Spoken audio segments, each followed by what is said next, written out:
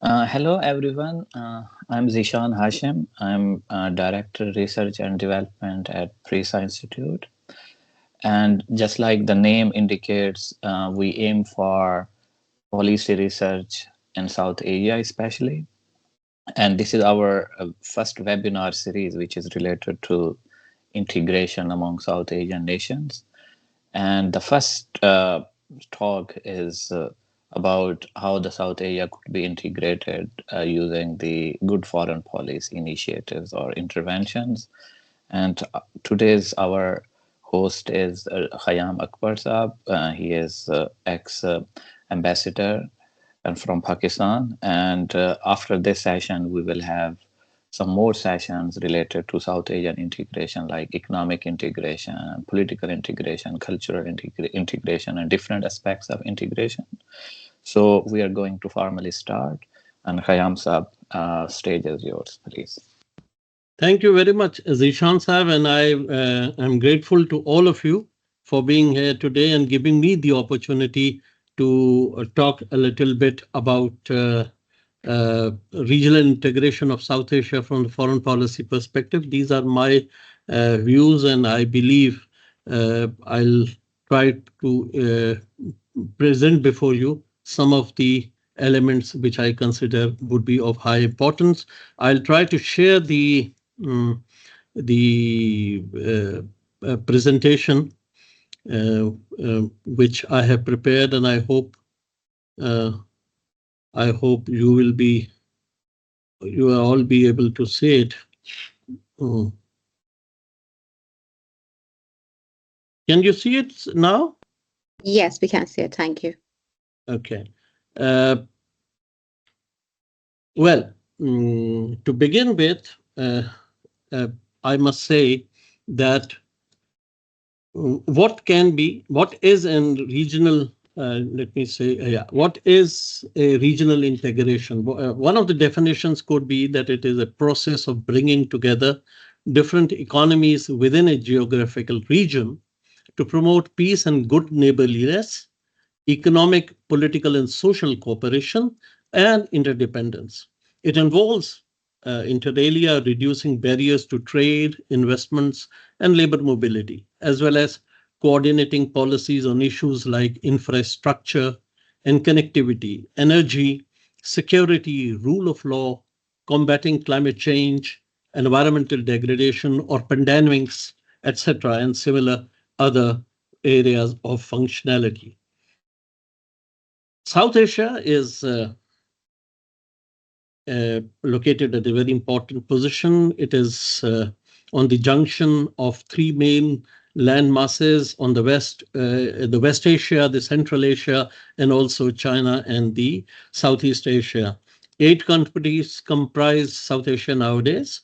It is India, Pakistan, Bangladesh, Nepal, Sri Lanka, Bhutan, and Maldives, as well as Afghanistan, which has joined some years back this particular region.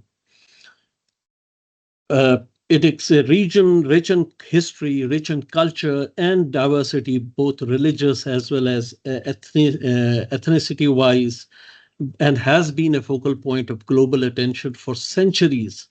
There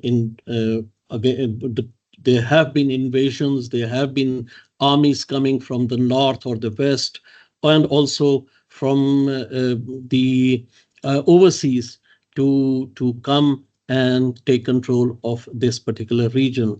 It's strategically located even today on being on the mouth of south of the Indian Ocean, and also close to the theater of Gulf of the Middle East, which is very next to it. A vast population of over 2 billion persons, which is about 25% of world's population.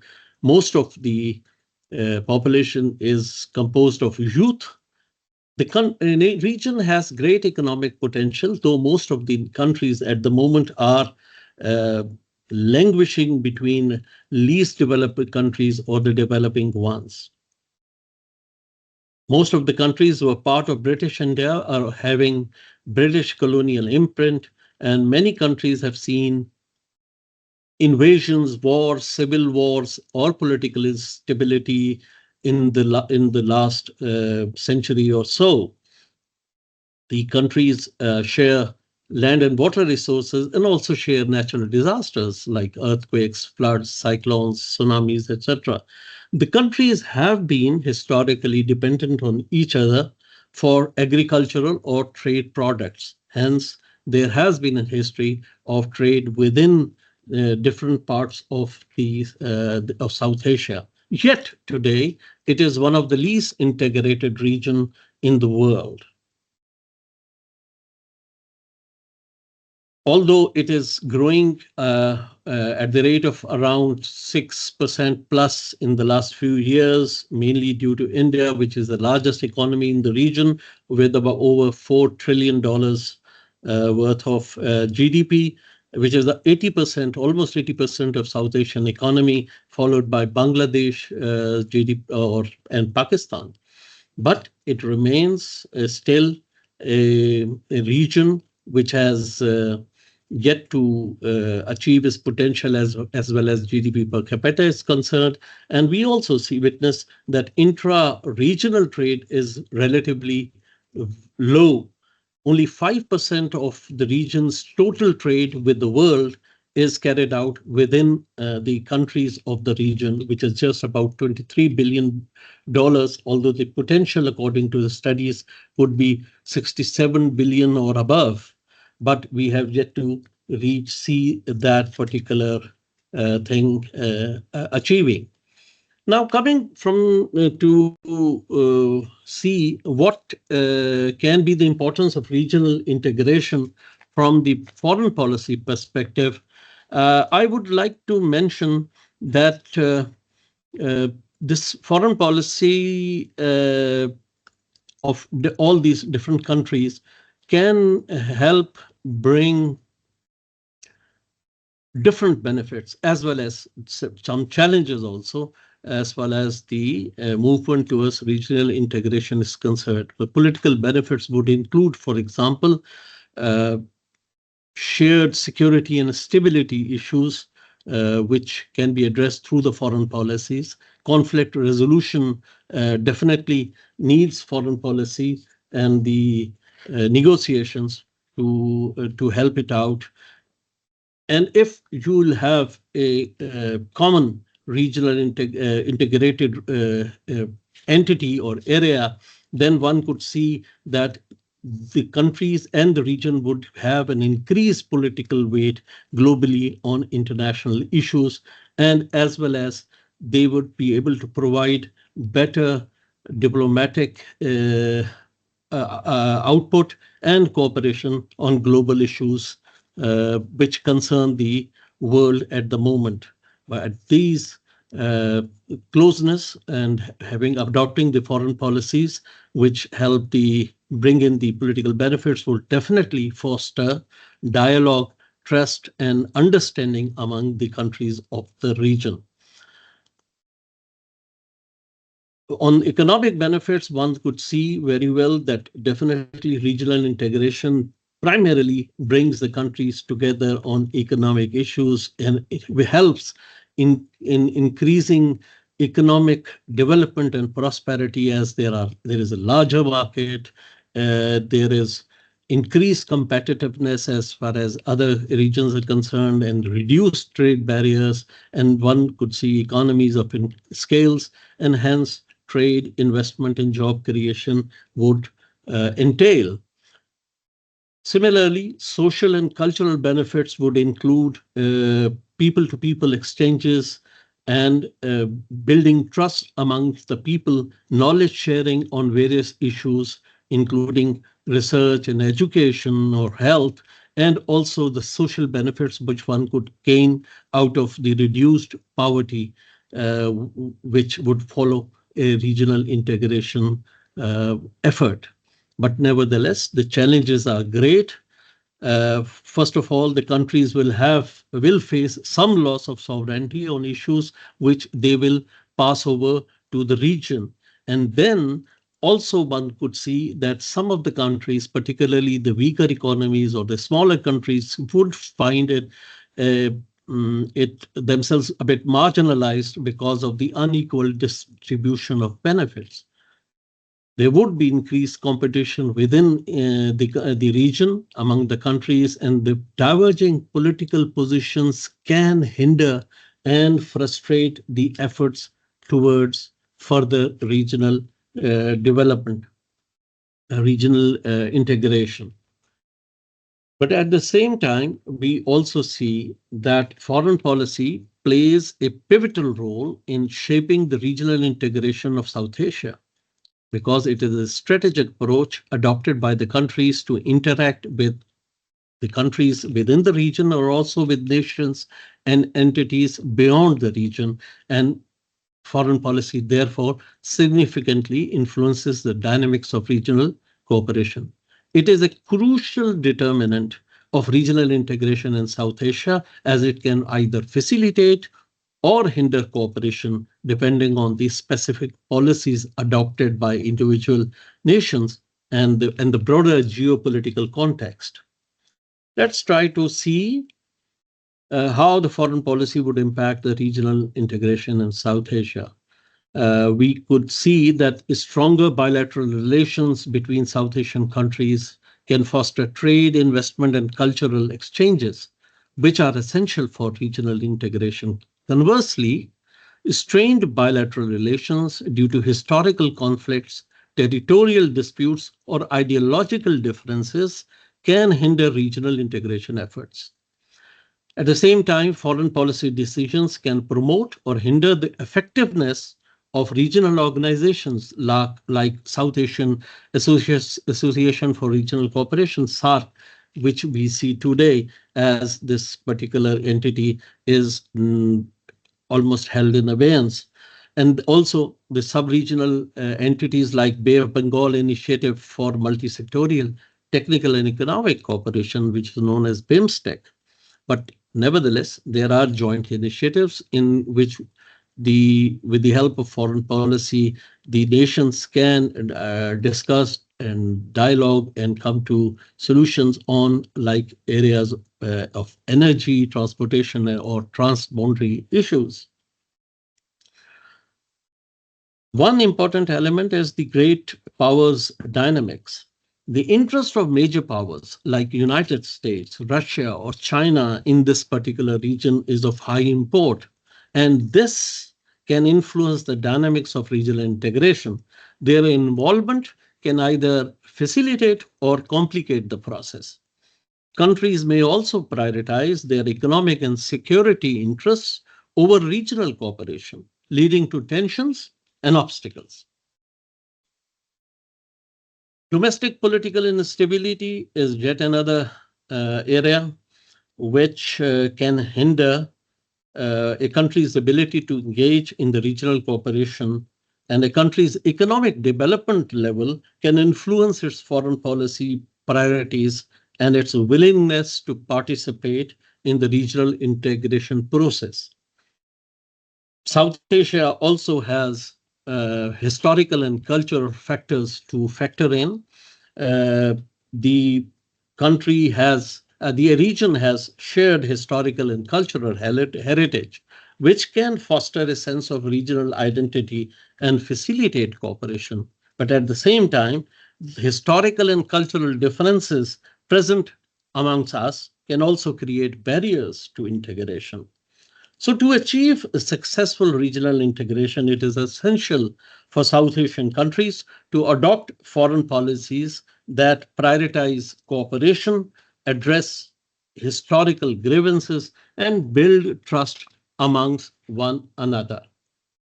Now let's see what are the challenges to regional integration in South Asia. Foremost, and the fundamental are the historical rivalries among the countries, primarily between India and Pakistan.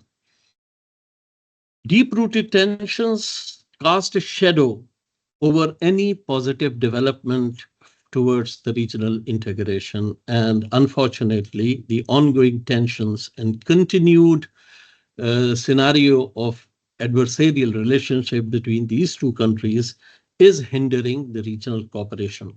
We see there is a huge military spending within the countries of these regions. And I believe it is around $80 billion per year at the moment. Then India and Pakistan being nuclear powers, the nuclear proliferation is posing a significant threat to the regional stability. The territorial disputes, not only between India and Pakistan, but also between Pakistan and between India and Bangladesh and India and Nepal, does pose do pose a big problem. Recently, we have also seen that there has been some concerns by Sri Lanka over some island in the Indian Ocean, which falls within the Sri Lankan waters. So territorial disputes does hinder does pose a big challenge to the countries of this region. Differences in economic development levels can also create challenges in balancing interests and benefits. As I mentioned earlier, small states may feel marginalized at times. Politically, the domestic political considerations can also limit the ability of governments to prioritize regional cooperations. We have seen that all the countries in the region have gone through different unstable political periods at one time or the another. We have seen coups, we have seen civil wars, we have seen insurgencies, we have seen militancy, we have seen other ethnic conflicts, etc., in the past as well as going on even today. So this would limit the ability of governments to prioritize regional cooperation. Limited trade and investment, as I already mentioned, very little intra-regional trade, and countries opting for protectionist policies is a big challenge. How to go beyond that and bring reach the goal of regional integration. There is a huge infrastructural gaps. Roads, railways networks, or communication networks are virtually non-existent among different countries, and hence the region seems to be disconnected to an extent. The role of external powers in the region is also of very fundamental importance for us and a big challenge, because the region gets entangled in geopolitical rivalry, and the external powers could seek to influence the region for their own interests, complicating regional integration efforts. One also sees the challenge which has been exist for several decades now, that is the role of non-state actors, which have been carrying out terrorist activities or militant activities in several countries of the region, and we have seen insurgencies and also allegations of state sponsors activities by one country or the others on each other. But no doubt, where there are challenges, there are opportunities also for regional integration. And I would mention that there is an immense potential for economic cooperation in South Asia. The region offers a vast market of over 2 billion people, and there are opportunities for collaboration in trade, investment, infrastructure development, in energy, to name a few. And then the improving connectivity through transportation, energy, and communication infrastructure would facilitate trade, tourism, and people-to-people exchanges, and help to break down barriers and foster regional cooperation and integration. As I already mentioned, that diplomatic engagement and confidence-building measures in place would build trust among these countries, some of them which have been sitting on opposing ends on a number of occasions. But a cooperation and a better diplomatic engagement would enhance the global standing of the region and the countries which form this particular region. One could see that there is already cooperation going on by the countries of the region, especially on the global and regional challenges, particularly like climate change, environmental protection, health, education, energy, water resources, disaster management, etc., at the international fora.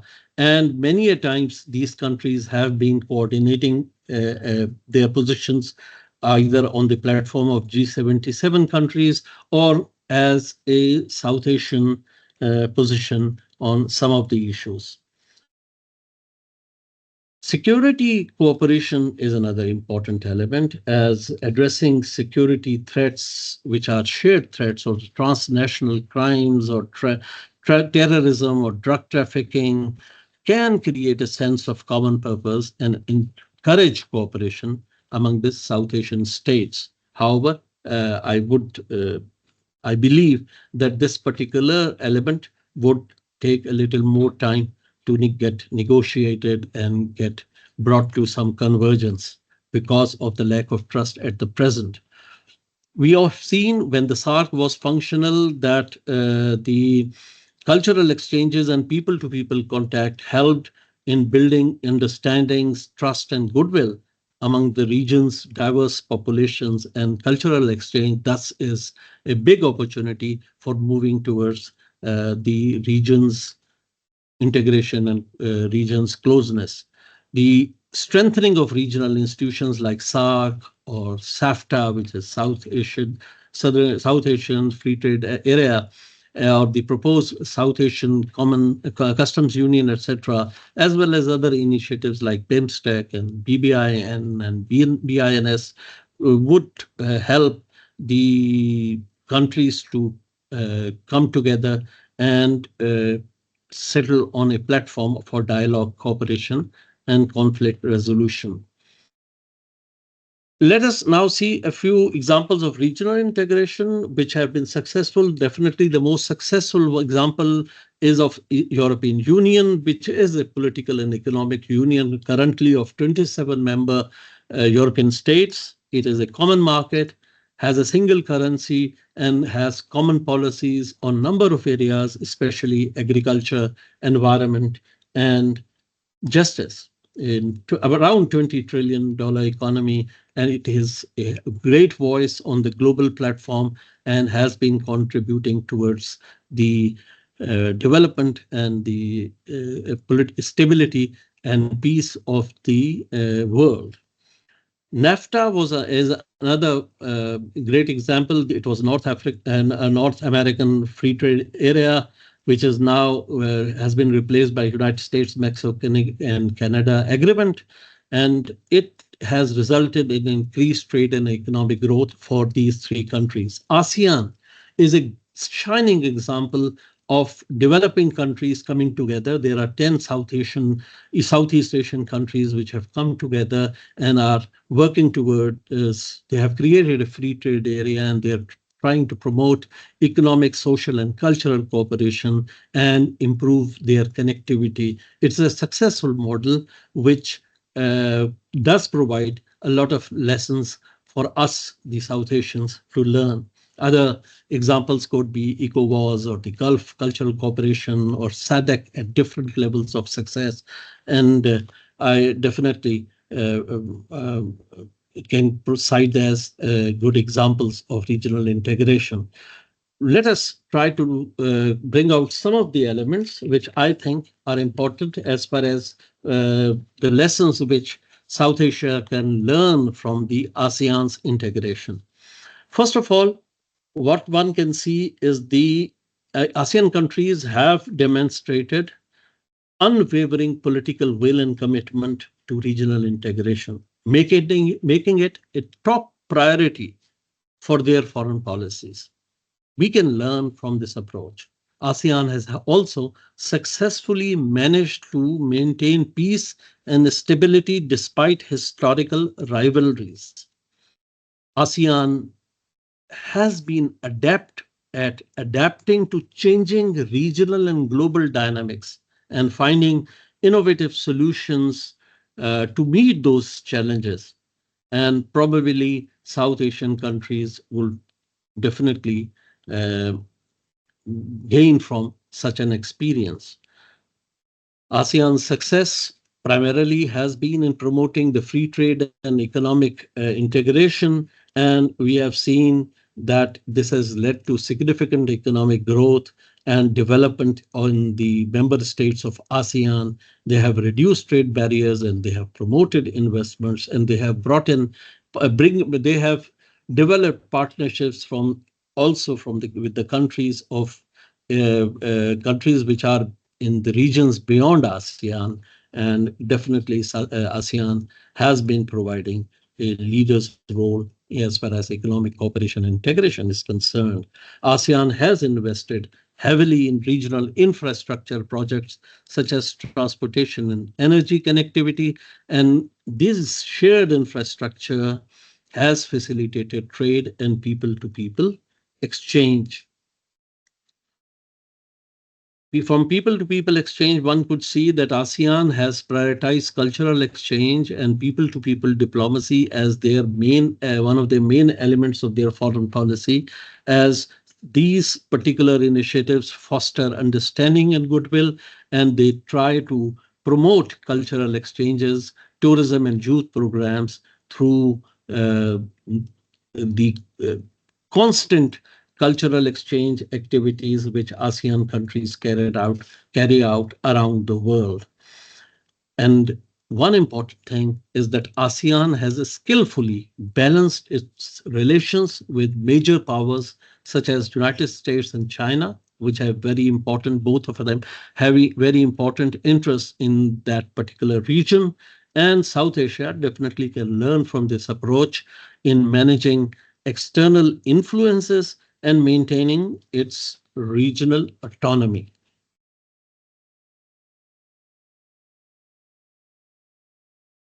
Most important regional integration initiative carried out by the countries of South Asia started in 1985. There is a mixed bag of successes and challenges, but it remains virtually dysfunctional at the summit and higher levels since 2016, though we see that there has been some cooperation which is continuing in certain functional areas at the lower levels. SARC has also led to the development of regional identity, albeit it's a nascent one, but the people have started identifying South Asian countries with the SARC. The key principles of SARC Charter were and are consensus in decision making, and that all members are equal and sovereign, and one should refrain from interfering in internal affairs, and as well as cooperation would be based on peaceful coexistence and mutual respect. Some of the achievements of SARC would, this is a lot of jumbled slide, but I'll just mention that SAFTA, South Asian Free Trade Area, which was launched in 2006, was a wonderful example of progress which aimed to reduce the aim was that for the developing countries, they will reduce it by 20% and ultimately taking it to 0%, and the least developed countries would follow suit a little while later. The precursor of SARC was the Preferential Trading Arrangement, SAPTA, but one needed that a free trade area should be created. So unfortunately, again, because of the political bickerings between the two major countries, India and Pakistan, SAFTA's movement is pretty slow nowadays. Several trade facilitation measures, however, have been introduced and were introduced.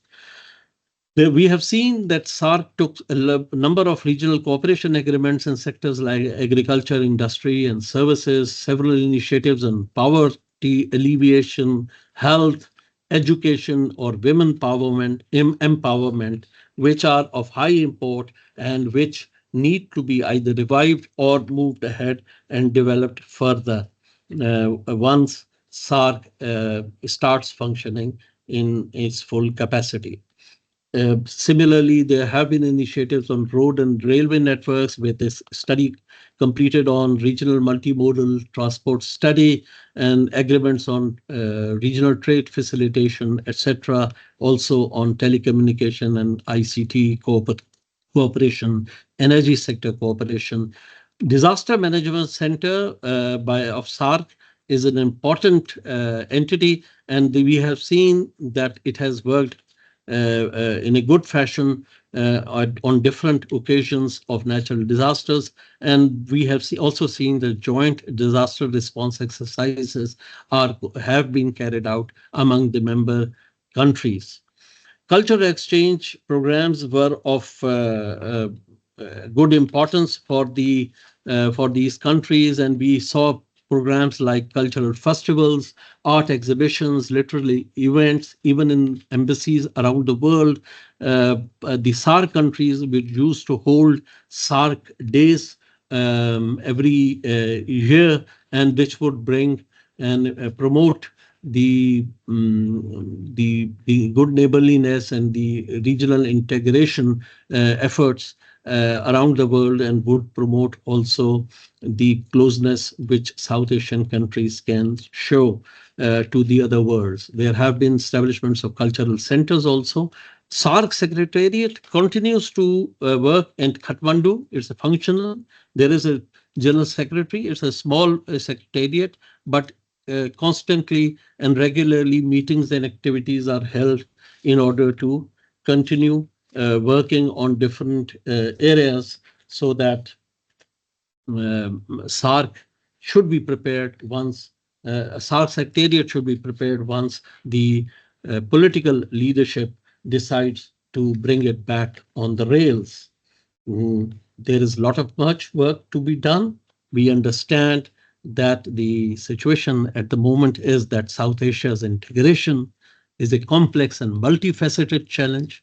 Region faces significant obstacles, yet there are also immense opportunities for cooperation and prosperity. Building an integrated South Asia is a long-term process that also we South Asian countries understand, that requires patience, perseverance, and a commitment to dialogue and cooperation.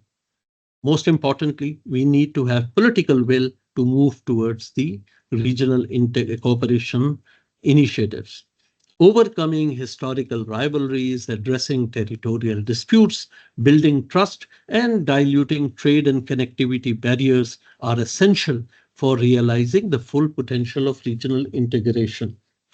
By working together and moving step by step, South Asia can create a more peaceful, stable, and prosperous region for all its people. One would have to take the bull by the horn, or we would languish as the least integrated and most impoverished region, despite some countries going ahead economically. So, what would be the way forward in such a uh, challenging scenario? I have enumerated a few points. I think that foremost is that will have to enhance the diplomatic engagement, and by encouraging bilateral dialogue and to resolve long-standing disputes and build trust among countries, we would come together and build the South Asia region together. But for that, confidence buildings would be needed in like cultural exchanges, like trade agreements, to foster goodwill and cooperation. Similarly, we would like to foster dialogue and cooperation among civil society organizations, think tanks, and academic institutions to build trust and understanding, and as well as support the track to diplomacy initiatives on the issues which are of importance to the countries of the region. But demonstration of commitment uh, by the major countries in the region is of fundamental importance. Then we need also at the same time that we need to revitalize SARC particularly, and also other sub-regional uh, platforms which we have seen which create bridges with SAARC and the other region also. Uh, Promoting of economic integration through reduction of trade barriers and improving infrastructure to facilitate trade and connectivity, and harmonizing regulations and developing common standards would streamline cross-border trade and investment, as well as uh, working on digital connectivity also to facilitate trade, education, and cultural exchange, and the energy cooperation, which can benefit all the countries of the region. The South Asian countries must address the shared challenges like climate change, disaster management, sustainable development, poverty alleviation, counterterrorism efforts, human rights, etc. And they should try to converge to some common grounds on which to move forward. And people-to-people exchanges must start as quickly as possible, uh, be them cultural or the youth exchanges or sports, and the good facilitation in the visa regimes. This will all help the peoples of these countries and the governments of this region to come closer to each other and move away from being called the least integrated region of the world. In this regard, engagement with the major powers and in the international organizations would be also very important, as though they can provide resources, and they can also play a constructive role and leverage in promoting regional stability and cooperation. And definitely, one would have to learn from other regions, particularly European Union, ASEAN, or even SADC. I believe, though the current scenario does not support much initiatives towards initiatives towards the regional integration, let us stay sanguine. And I, being an optimist, I believe there is enough space available where if the countries can rise above their petty interests, they would be able to build a peaceful and economically developed and economically integrated South Asia, working together and building synergy, especially between the major two states, India and Pakistan, would let the ice break. Continuously chiding and upbraiding one another would just keep the waters muddy. That's all I have to say today on the integration of South Asia, or the processes for integration to South Asia. I thank you very much for the kind uh, mm, patience you have shown towards my presentation. Thank you all. Thank you very much, Khayyam Sab. It was very well explained and very insightful. And in my opinion, this is the first session of South Asian integration, and this could be the base of our further discussion as well, because you have not only highlighted the whole entire South Asia, also the challenges and opportunities, and each challenges and opportunities could be hint for us to means make this discussion further, engaging other people, and these are the pinpoints as well, which in mean our understanding also very important for us to highlight as well. And thank you very much. Means on behalf of Prisa, you are also the part of us, and I'm very delightful that okay, our first session is so successful. And some things were also surprising for me, like you talk about the South Asia is like 3% of the global area, and 23%, around 23% population. And also we know that it has the highest poverty level means in the world, but still it on the base of the regional development, this is poorly integrated. And also all the time we realize that there is always potential competition between China's influence on the region, United States influence on the region, and India's influence on the region as well. Means India has to some extent like a different kind of plan for the South Asia, excluding Pakistan or India. And also Pakistan is also focusing on Central Asia and Gulf more rather than the South Asia as a region as well. So in this situation, that means, as a means, our objective is to make integration like possible for South Asia. So the things and situation is very challenging as well. So now means I request all the participants to ask the question what you have, and then we will conclude at the end as well. Uh, So this uh, is the question answer session, please. Mr. Aleem has asked a question that Yeah. if I see any hope for resumption or reactivation of SARC in the presence of organizations like SCO or inclination of two major South Asian countries towards SCO-like organizations, then regional cooperation. I believe there is an opportunity, there is a possibility of resumption of SARC, particularly with the developments which has recently taken place in Bangladesh. And if you recently at the BRICS summit, the head of Bangladesh, Dr. Yunus, did mention that it will be wise to reactivate and resume the activities of SARC. I believe that the region SEO has a different approach towards the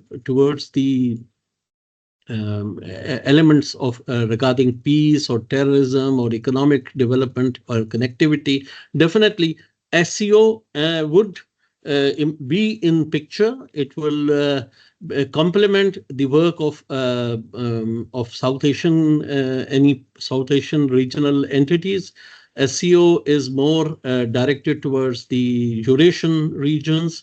Pakistan and India are part of that particular organization, but it's the focus remains on security and also to an extent economic development of the region, which of the countries which form SCO. But SARC's assumption would depend on how India would react.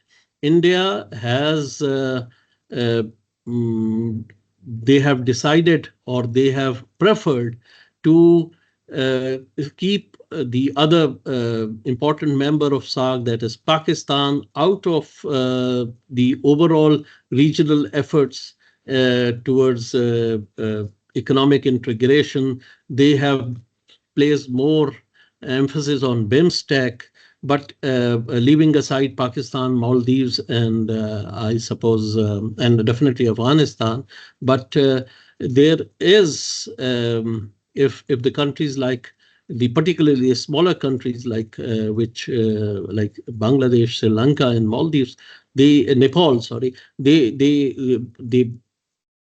develop the will to come together. And so I believe Pakistan and India both would be compelled to work more on the activation of SARC. It is, for Pakistan, it is of very important, primary importance, because it gives Pakistan a significant role to play in South Asia, and hence coming closer to the South Asian countries would always be in the interest of Pakistan. We do have issues like looking towards West Asia or Central Asia at times, but that is also because of the fact of our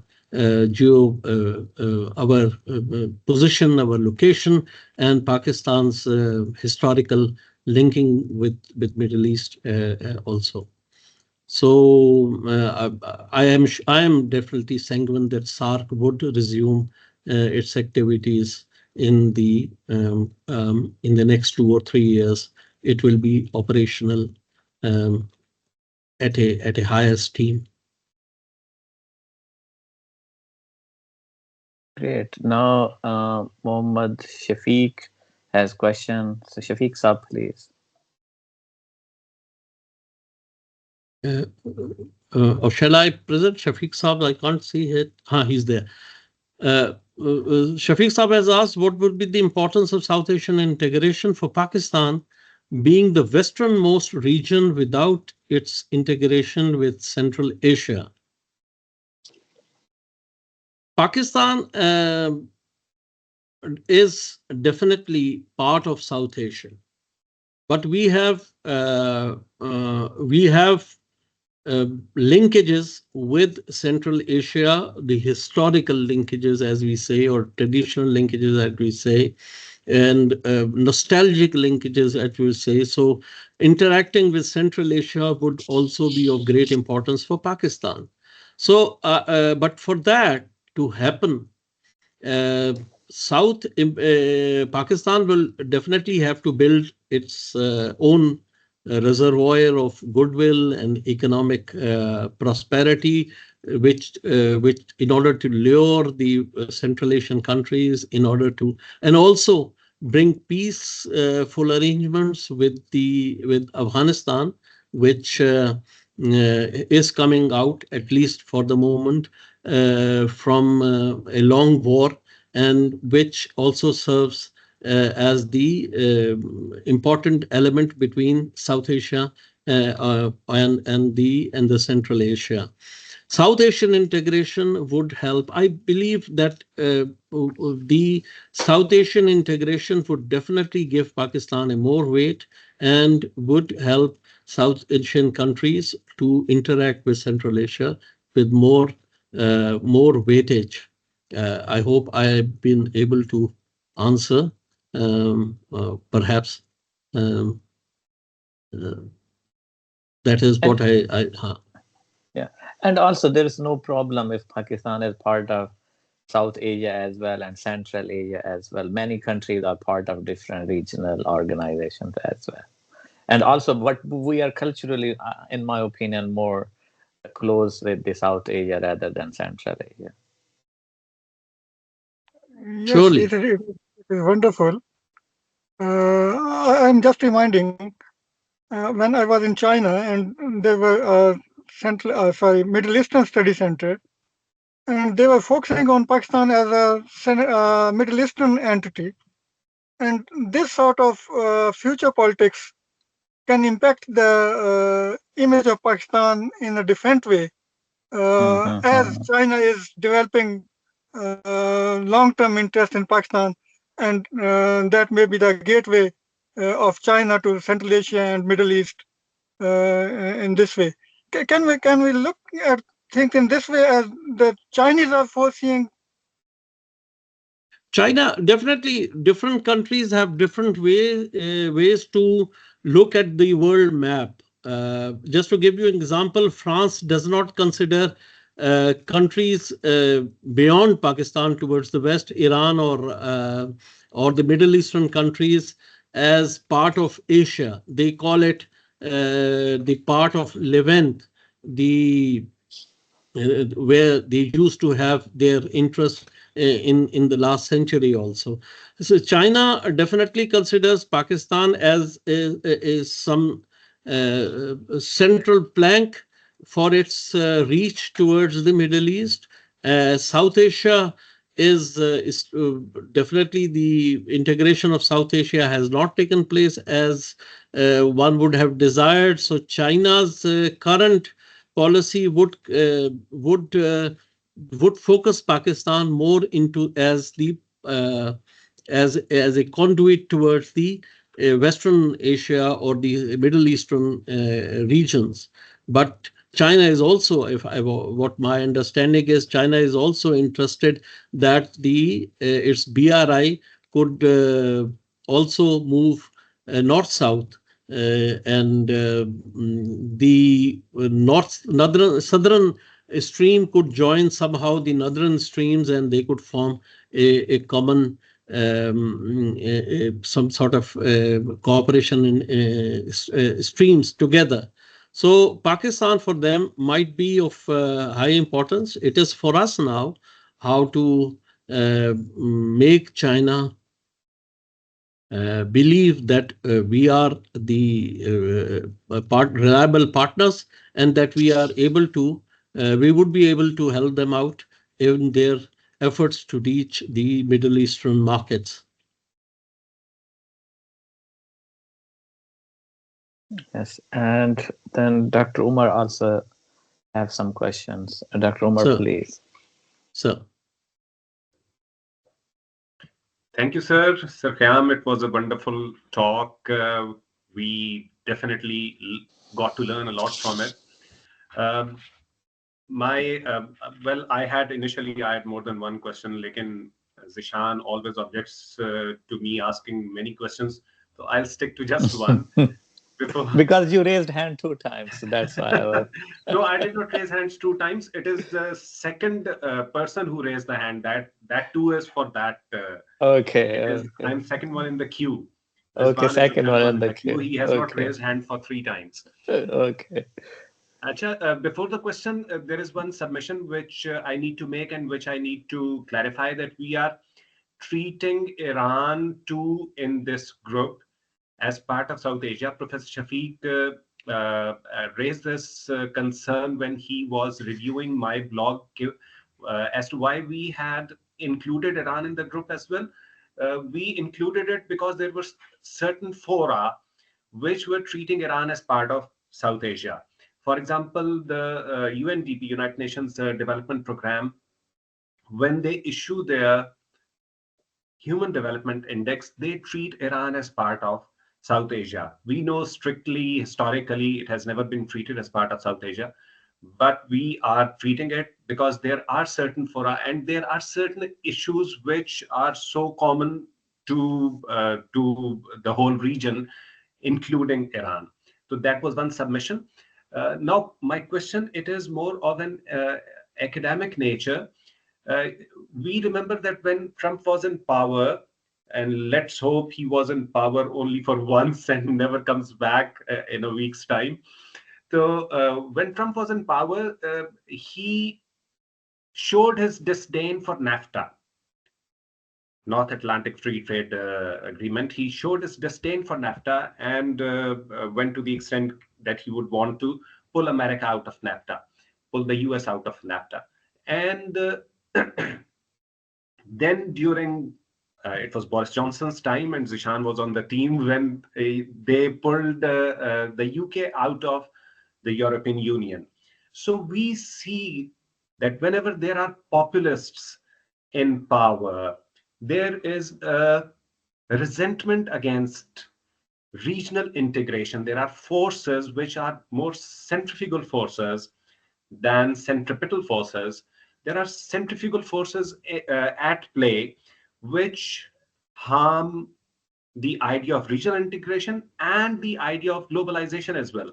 So we are in an anti-globalization era. What do you think the future holds for us if the wave of, because we do not see the wave of populism waning, it is still on the rise. Populism is very much there. Do you think it can be counted as another obstacle or hurdle or challenge against working against regional integration in South Asia? Thank you. I believe I agree that Trump was not in favor of NAFTA, and that is why this new agreement, which was carried out and which was agreed upon between these three countries, United States, Mexico, and Canada, and which addresses to an extent some of the issues which Trump was talking about. Although it is grosso modo, it is almost the same thing. Some new elements have been added. The issue with populists, nowadays populists, I think 21st century populists, is that they are more protectionists. And Trump is a guy who would like to protect, who at least says that he wants to protect it from the incoming onslaught of China, and he wants to develop United States industries and job market on its own. But the fact remains that world has become globalized, that there has been a lot of movement where the synergies have developed, in which these populists would not be able to do more except when being a spanner in the wheels, and they would have to agree. For example, with the trade with China, he could Trump put on these sanctions. Biden has kept on those sanctions, but they have not tried to. The limit of Chinese exports to United States has not been hurt a lot.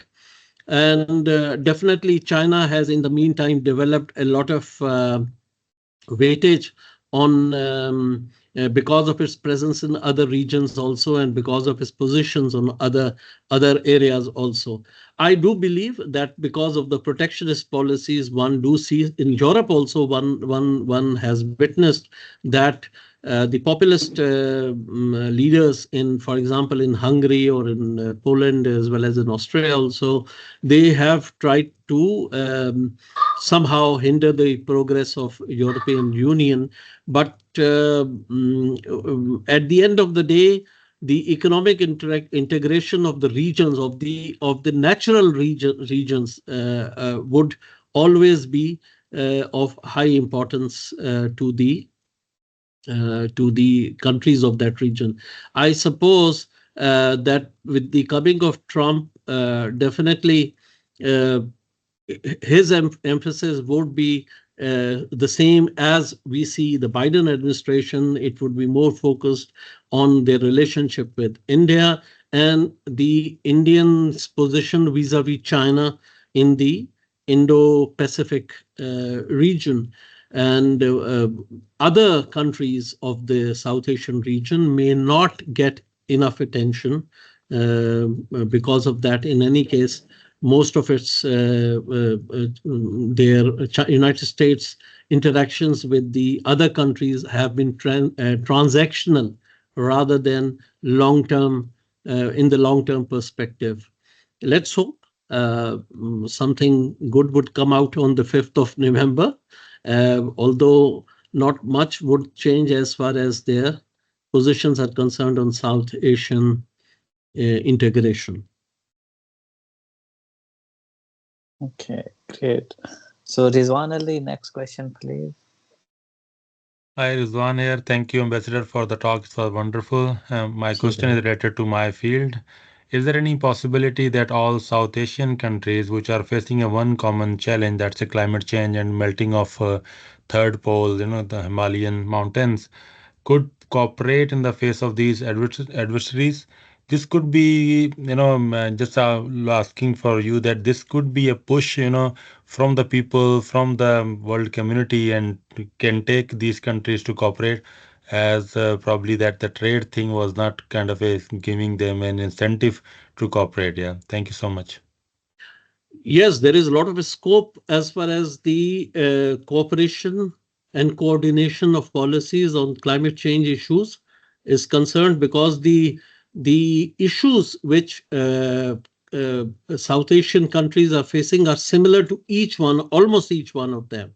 And therefore, having common policies and common positions on climate change issues would be beneficial for all of them. I believe that on the climate change scene, Pakistan and India, as well as other countries of the region, have been coordinating on positions like, for example, on the mitigation and adaptation programs, possibilities, as well as on financial structures. They have been cooperating with each other, and there was a lot of movement as far as meeting these threats, the environmental degradation and climate change threats within South Asia. There was a lot of movement within SAARC, and regularly a lot of meetings used to be held. A lot of papers were developed wherein the countries were converging on common grounds. But however, the progress has become slow because of the fact the SARC is no more functional as it was in the past. Otherwise, we would have come up with some coordinated, concerted program on climate change. Nevertheless, on the international fora, Pakistan and India find themselves in as part of the group of 77 and China, wherein they do coordinate efforts and positions on climate change. This, if the countries come together on climate change issues, definitely that will give a big boost to the efforts towards the regional integration, as it would build more trust. It will bring them more closer, and the softened position would help tackle the hardened positions. Okay. Perfect. I have one question, and after that, if there would be more questions, then we will go for those questions. Otherwise, we will close the session. I have one question, and I don't like one-liner question. Like, okay, can you please tell me one is the main reason? Because sometimes there is not only one reason. But I'm asking because the literature I have read so far about it, it shows that the main reason South Asia is not integrated and SARC is not effective is Pakistan and India, the rivalry. And also the idea of the South Asia, both countries have different as well. Means, for example, for India, South Asia or kind of the region is like India and Bhutan and Nepal, which these three countries are highly integrated as well. But other countries, India even don't consider as a region and not interested in it. And similarly, Pakistan has some other interest as well. Do you think the main reason is Pakistan and India, like they are not friendly with each other, or some other reasons are also structural, and we need to consider in this background? Definitely, the primary reason for South Asian countries not coming together on a regional integration um,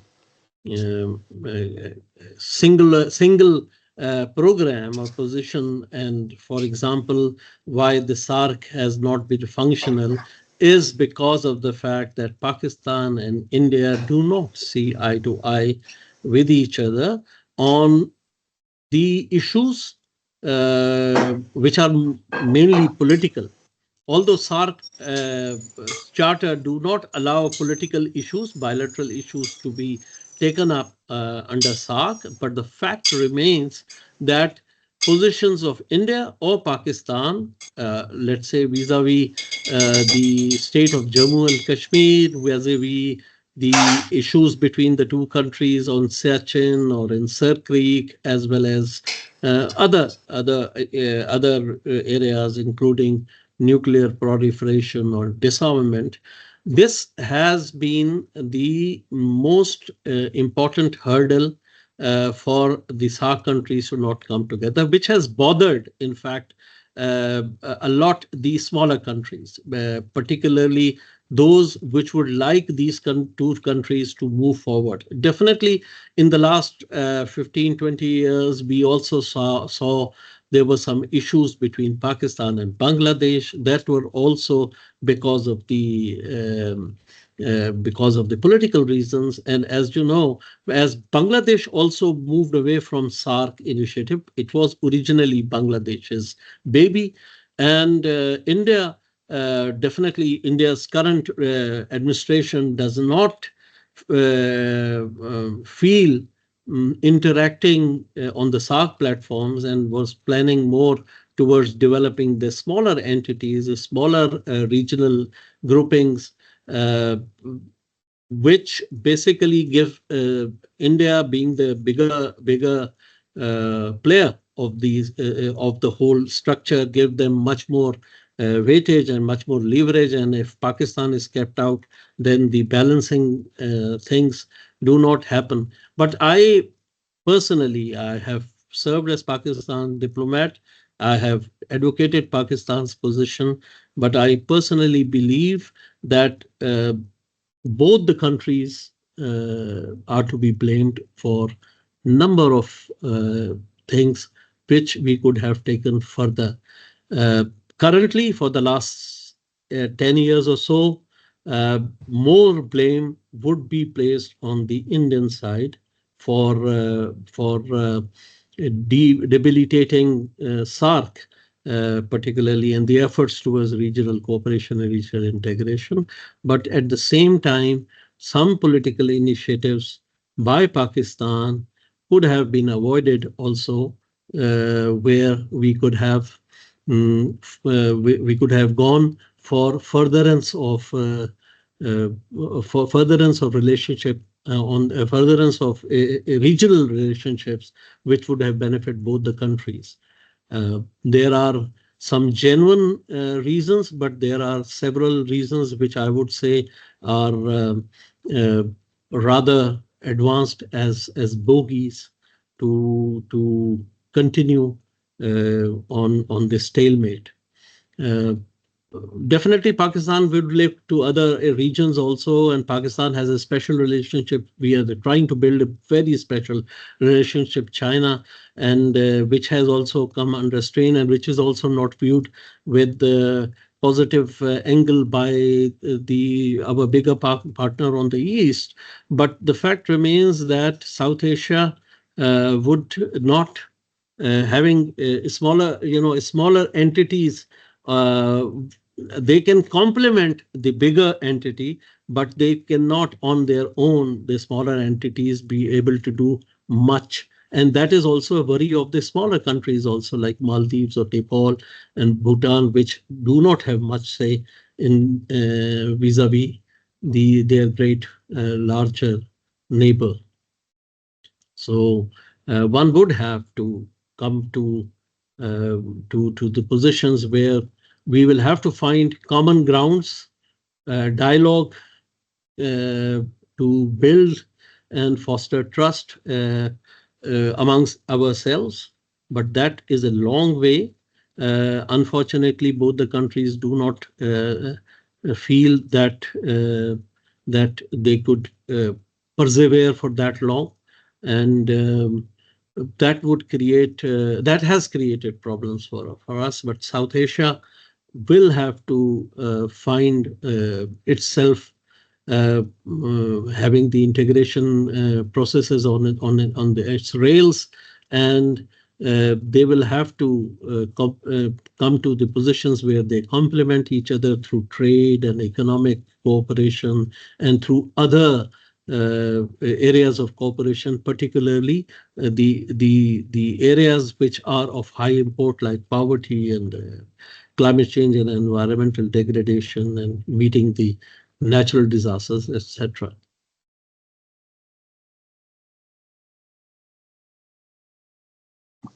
Perfect. Thank you. So the next question is Nadeem Sarwar. Please, Nadeem. Assalamu alaikum. I hope you Right, can. Yeah, surely. Thank you, Ambassador Sir, for your wonderful presentation. I am sorry I joined a little late because I was teaching a class, but still I could see how masterfully you covered the broad, like cultural, economic, historic, and other angles. And this hopefully will give us an opportunity. So coming to the question, although I feel that you have partially answered my question already in this answer, but I would just like to ask you, there have been efforts to stabilize the relationship between India and Pakistan in the past, but we see that nothing has materialized for a long period of time. What aspect, one or maybe more than one aspect, you think need to be done differently so that we can move ahead on stabilizing the relationship between these two countries, as you have also highlighted that South Asian integration is dependent on the relationship of these two countries mainly? Important question, sir. India and Pakistan have been engaged on over the decades in the composite dialogue, in the comprehensive dialogue, in all number of issues which were under considerations, and some of them they have made a lot of progress, but they all those things still remain on the table because the final uh, signatures were not done, mainly because of the lack of political will either on our side or on the Indian side. What I personally feel is that the two countries have to get away from the jingoism, from the rhetoric of constantly uh, creating an issue of security, but it has to be a two-way approach, because uh, there have been allegations by both either side on the other that they are trying to create problems within our country, within others' country, on the political issues as well as issues where which are which are of which create problems for either of the countries. So what we have to do is we have to develop that political will that we are going to move ahead, and we are going to uh, bring some arrangements, some agreements on the issues which we have already formalized, completed rather, finalized. For example, the Sir Creek issue, and also to an extent on the Siachen. Both the countries have come very close to the things, but definitely then they moved away because of the political considerations of both the sides. I think we have to understand that the issue of the issue of the occupation of Jammu and Kashmir state, issue of non-resolution of the Kashmir dispute would remain on the agenda for a significant length of time, and one would definitely like that there should be more effort, more initiatives taken by both the sides to create such environments, such situations where where the people of the Kashmir region could find themselves in a rather peaceful situation, and where we also between Pakistan and India, the people-to-people contact could enhance to an extent. We can, the world shows us that there have been a number of countries which have huge problems. We have seen the example of European Union. The wars between Germany and France were not of a small level. They were huge wars. And one saw that after the Second World War, the countries, primarily Germany and France, they came together and they decided that the issue of contention between the two, that should be set aside or resolved in a way, and we should move towards the approaching more economic integration, more economic cooperation, and ultimately it led to the more political cooperation. Pakistan and India, definitely we are not in a position where the political cooperation would enhance to that extent, but definitely all of the countries in South Asia would benefit if some form of economic cooperation develops, including uh, um, including progress on the trade side. I'm not an economist, but I do see that in Pakistan there are supporters for both sides, either to have the trade or not to have the trade, depending on how one looks at things. But I personally feel that having more economic cooperation does help the countries develop themselves, and also move towards resolving their more bitter and more fundamental issues also. But definitely, at the moment, there is no political will on either side. There have been rhetoric. There have been, on one side, are trying to call Pakistanis as irrelevant and not to be talked to. On the other side, Pakistan is has been asking for resumption of dialogues, but the international community has not shown enough support on that particular point towards the position of Pakistan. So let's see how the things unfold. I hope Mr. Modi would understand with the election results in Kashmir. I think Mr. Modi will have to engage at least with the new realities of Indian politics, and probably that would lead to a more better approach towards relationship with Pakistan.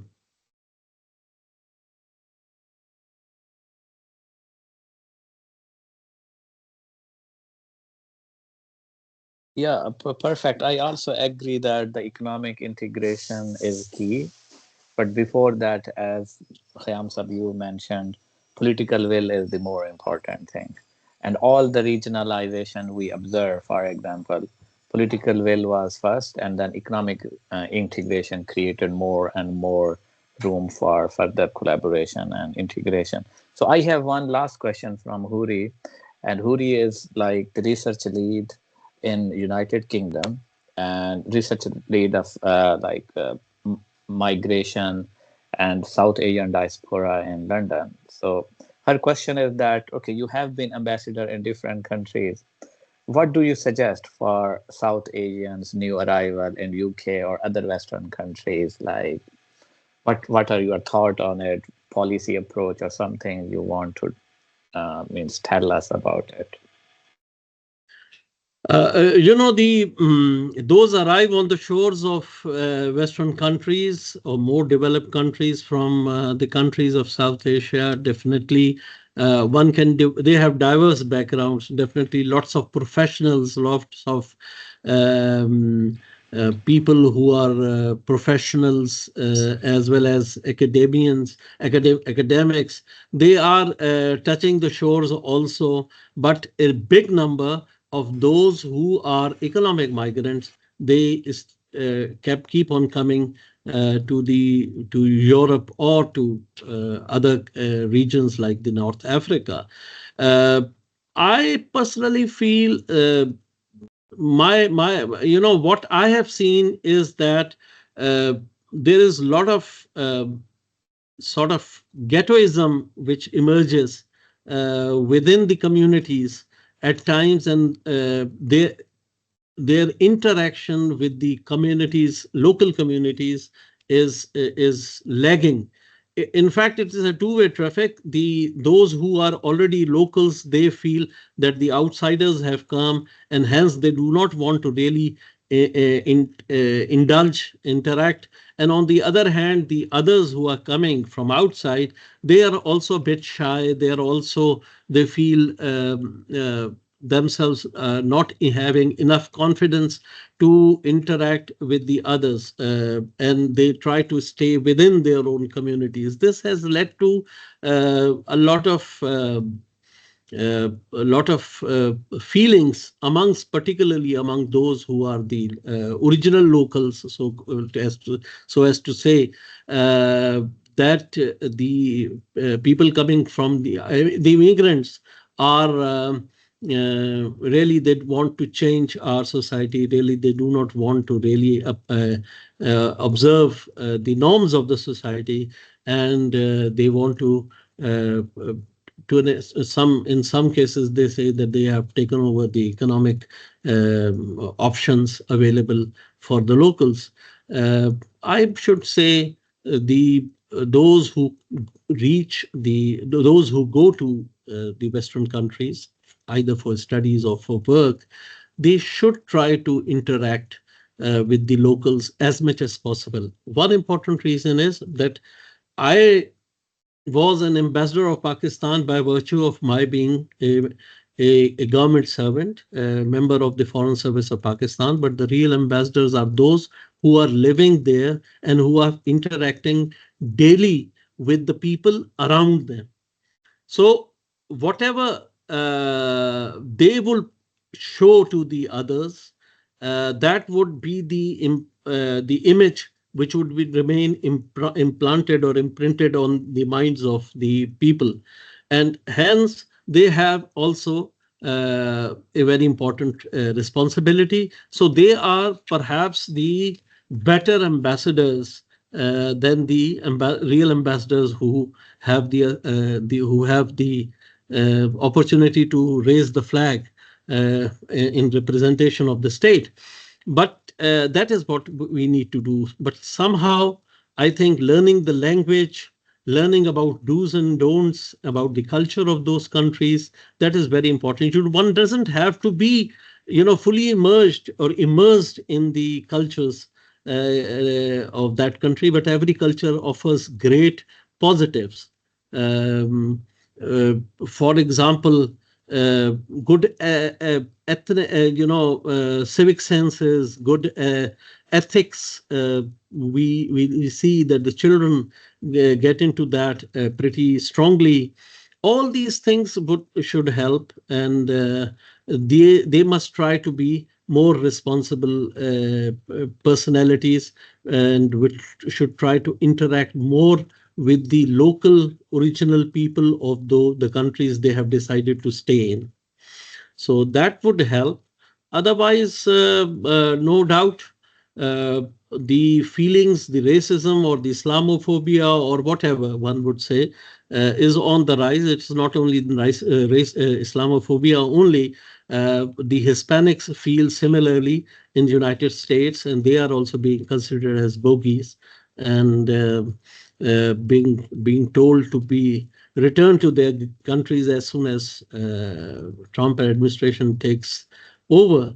So, but the thing is, there also it's the same thing that they try to stay away from the locals who have been there for a longer period of time. So I believe they should try to learn more. They should try to interact more and try to develop synergies. And they don't have to be to have any lack of confidence, because they all are smart people, intelligent people. Probably they don't know the language, they don't know the norms, they don't know the how the society works. But once they understand it, definitely they will contribute immensely towards towards the development of the societies where they live in. So thank you very much, Khayyam Saab, for the concluding remarks. I would means request Umar, and then we will formally end the session. Thank you. Thank you, Zishan. Thanks once again, Sir Khayyam. It was enlightening and it was very practical. When I looked at the presentation, I can remember that there were 10 bullet points for the slide which showed the hurdles or the challenges to integration, and there were like 6 or 7 bullet points which showed the opportunities. So we could, even from the numeric strength of the points, we could see that there were more challenges and hurdles than opportunities to regional integration.